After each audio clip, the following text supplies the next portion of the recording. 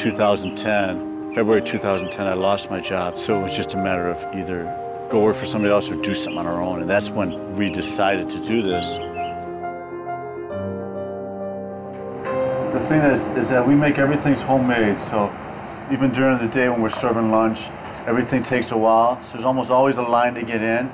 The line's there partly because the space is so small, but it's also because we're slow at what we do, and we really don't want to be fast. Most of the people know it's going to take time, and so they've accepted that. My brother said to me one time when we first opened, we ran out of bread. He goes, "Oh, that's terrible that you ran out of bread." And I said, "No." I said, "For me, it proves that things are fresh. When you run out of something, you have to start over right away, so you're always serving fresh product." A lot of restaurants, they pre-prep everything, they never run out, but then the next day they use the stuff that's left over from the day before, and there's nothing worse. That's been rising since, say, 3 o'clock yesterday. Well, actually, I take no credit for this. There's a guy named Jim Leahy who came up with this idea of doing loaves in a pot. He went to Italy because he wanted to learn how to bake. He wanted to see how he could bake a really artisanal loaf of bread like you find in France and Italy, with a really sturdy crust. In both those countries, they baked in wood-burning ovens. And the wood-burning oven, there's a door that seals the oven. And what he found is that when they slid the loaves of bread in and they sealed the door, moisture inside the loaf, the water in the loaf, created steam. And that's how you got that crust. So he wanted to figure out how can you do that in a conventional oven. And he figured, well, if the pot is sealed, it creates like a vacuum, similar to the oven on a much smaller basis. And that's what he got, and that's where it came from.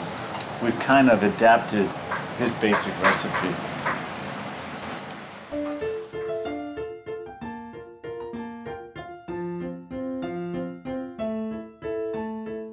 You know, a lot of people talk about this farm-to-table thing, which is like just the big talk. Well, Ann and I were inspired, though, is when we went to Italy, I can still remember taking the train from the Rome airport out to the countryside. And along the train tracks, there were these like shanties, actually, really small little houses.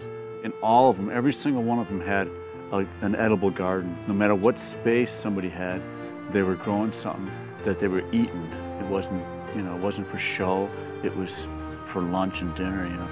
It kind of inspired me, that idea of just growing what's in season and just having a garden all the time. And, you know, it's never about the money, you know. I mean, obviously we need to earn a living, and now after 3.5 years we're doing pretty well, where we actually have a decent living off this little restaurant. And I got it from my dad, because my dad never worked for money. And he's not the only one. I mean, the people who own these restaurants that we would visit out in the country, sure, they were working for money, but they did it purely to give. Their whole purpose was to give. And that's something that really has affected me, is that you know, that's really what's important to us, is that we give.